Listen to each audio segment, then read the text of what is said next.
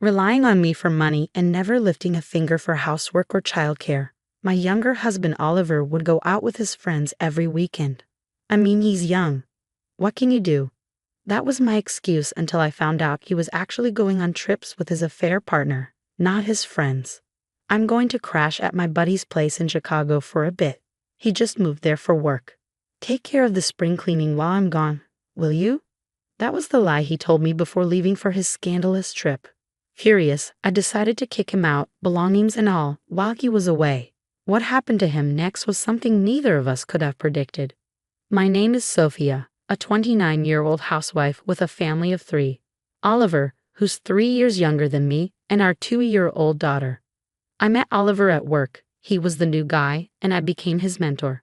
He was charming, persistent, even when corrected, and hardworking, and oh, was he good-looking. It seemed like people were always gathering around him, drawn to his idol-like beauty and outgoing personality. I was dedicated to my job and didn't even wear makeup. I never had a boyfriend, so I didn't think someone as attractive and well-liked as Oliver would ever be interested in me. Nonetheless, I started watching makeup tutorials, got some fashion tips from stylish friends, and tried to become the kind of woman he'd find appealing. About 6 months after my transformation began, he noticed. "You look really beautiful lately. Found someone special?" I was speechless. He followed up with, "Would you consider making me that special someone?" Of course I said yes. We started dating and got married within a year. Marrying Oliver felt like a teenage dream, and I naively thought he must be my soulmate, but reality proved otherwise. Even when we were dating, Oliver was a bit of a baby, always looking for affection. Whether it was holding hands, cuddling, or even paying the bill at restaurants, it always fell on me. I thought, why can't you do it yourself? But when he would plead, "Please, Sophia, you're the only one I can ask," I would always give in. Maybe it was his good looks or his unique sweet charm that made me so accommodating. After we married, the responsibilities became more lopsided. Even though both of us worked, the household chores were all on me. Finances, about 70% from me and 30% from him. He spent what was left of his income after household expenses all on his hobbies, seemingly without saving a dime.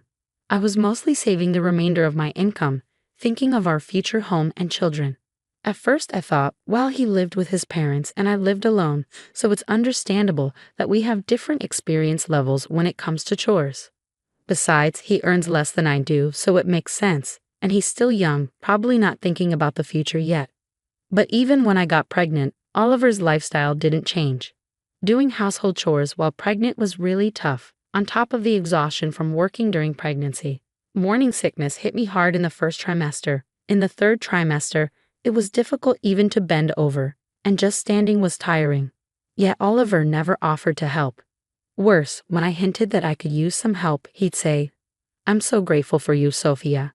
I'm not good with housework, so I'm lucky to have married you," undermining my will to ask for help. Maybe it was my fault for enabling him. Even after our daughter was born, Oliver didn't change. I quit my job after giving birth, and it was understood that I would handle both baby care and household chores.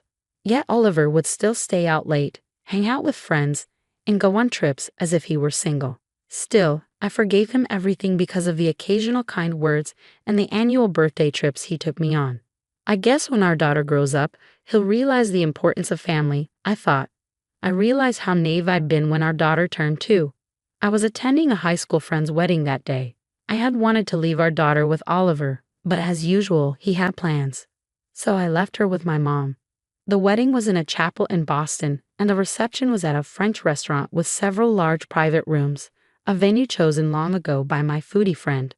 The wedding went smoothly, but while transitioning to the reception, I saw him. He was walking arm in arm with a woman in a chic black dress, looking more than just friendly. I couldn't stand to be at the reception after that, and made an excuse about our daughter being sick to leave early. The image of them haunted me. Oliver had said he was going on a trip with an old college friend, but I suspected infidelity. I knew Oliver had many female friends, but this was different. His old college friend was supposed to be a man, and he definitely hadn't gone on any bike trip. Lying to meet up with another woman was suspicious. If he had been lying to me all along, then my resentment surged. Even when I was struggling with house chores during morning sickness or overwhelmed by new motherhood, was he cheating on me? I couldn't take it anymore. My love for him instantly cooled, and I resolved to expose his affair once and for all. I called my parents to keep my daughter for one more day, debating whether to tell the truth. I decided to wait until I had proof and lied about being sick.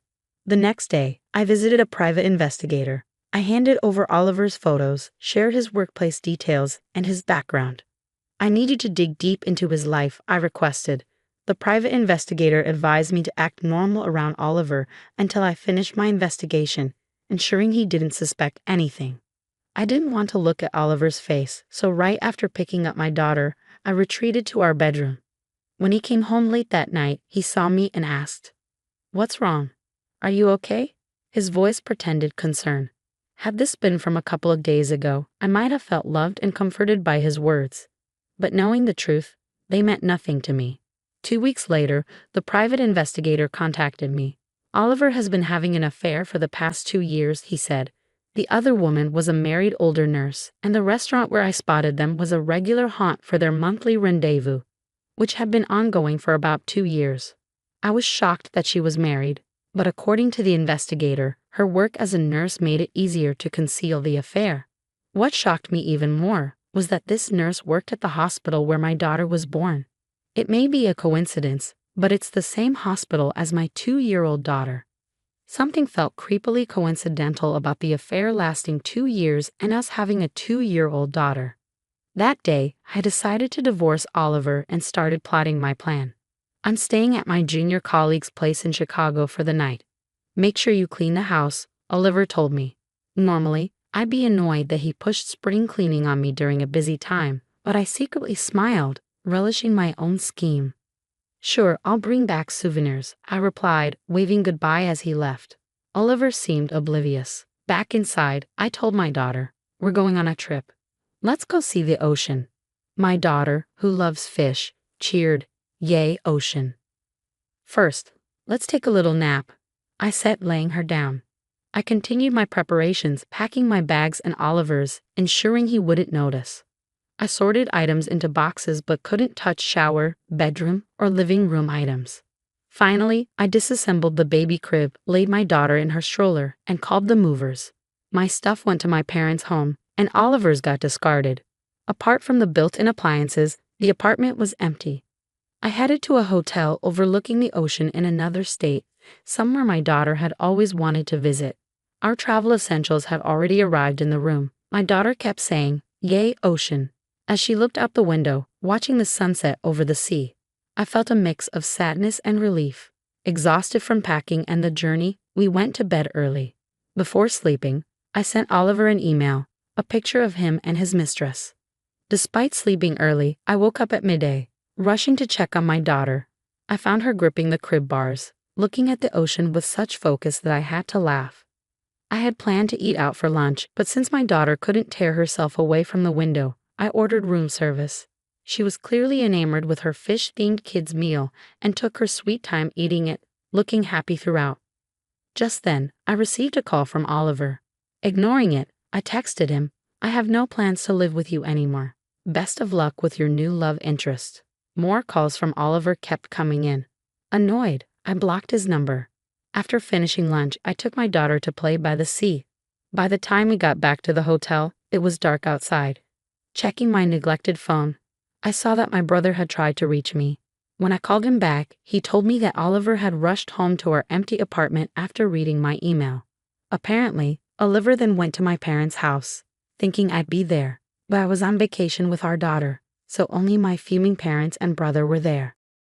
After they heard about Oliver's affair, my brother chuckled, saying Oliver looked so down it was actually funny. Oliver got chewed out by my parents, and as he was leaving, my brother told him all future communications would go through my attorney, handing him a business card. Oliver apparently tried to punch my brother, saying, "Don't make decisions for me." This was something I'd asked my brother to do, so it wasn't just his unilateral decision. My brother dodged the punch and Oliver stumbled, slamming his shoulder into the doorway. He was in so much pain that my brother took him to the hospital, where he was diagnosed with a compound fracture and is currently in surgery. During all this, my brother had managed to collect Oliver's mobile phone. It was in my name because I'd been footing most of Oliver's bills. Just skimmed through it and saw some pretty outrageous messages, my brother said. Apparently, there were messages from Oliver like, "We'll be apart for a while, but let's hang in there. I only love you, so I won't have another affair. Do the same for me." The next morning, my daughter and I had a lot of fun at the beach. Tired out, I left her with my mother at my parents' home and went to see Oliver in a hospital. I didn't really want to see him, but his parents were visiting and I felt this was the only chance to settle things. Upon arriving at the hospital, Oliver's parents, who had heard everything, looked at me apologetically but said nothing as I walked into the hospital room. Oliver began blurting out, "Sophia, it's not what you think. It's like prostitution." He claimed that he was only helping the woman financially in exchange for her pretending to be his girlfriend. According to Oliver, there was no emotional involvement. It was just for money, and they'd only been together twice, including the time I caught them. Frustrated but not surprised, I asked, "So where's the money then?" Pausing, Oliver finally said, It hasn't been transferred yet. It was supposed to happen after the third time." His clearly false statement just left me in disbelief. I wasn't even angry anymore. I hurled the additional proof photos I had brought just in case at him. Upon seeing the photos, his mother-in-law broke down crying. Ignoring the distraught mother-in-law, I slammed the pre-filled divorce papers down in front of a stunned Oliver. "I'm done with your lies. We're getting a divorce. I'll live with our daughter. We'll sort out the details like child support and asset division through lawyers later," I said, exiting the hospital room. Oliver's plea, "Wait, you're misunderstanding," fell on deaf ears. I felt incredibly relieved when I returned to discuss my claims against Oliver with the attorney. The attorney chuckled and told me he'd been assigned to represent Charlotte, Oliver's affair partner's now ex-husband, which made for an awkward situation to address the financial matters. After the divorce, Oliver and I agreed on no division of assets, but a one-time payment of $330,000. We also decided he'd pay $300 a month in child support for the next 16 years until our daughter turns 18. If Oliver ever missed a payment, he'd have to pay the entire amount up front. My lawyer took care of the discussions, so I didn't have to see Oliver's face, a face I once loved but now never wanted to see again. Oliver apparently said things like, "I want to get back together, and I can't live without Sophia," according to my lawyer. Not once did he mention our daughter in all of this. After the divorce, I found remote work I could do from my parents' home while raising our daughter. She started preschool and was making progress with her speech. She never really talked about Oliver, probably because she doesn't remember spending time with him. My lawyer informed me that Oliver had abruptly paid the full child support amount. Shocked, I learned from my lawyer that Oliver had lost his job after his affair was leaked to his company by Charlotte's husband.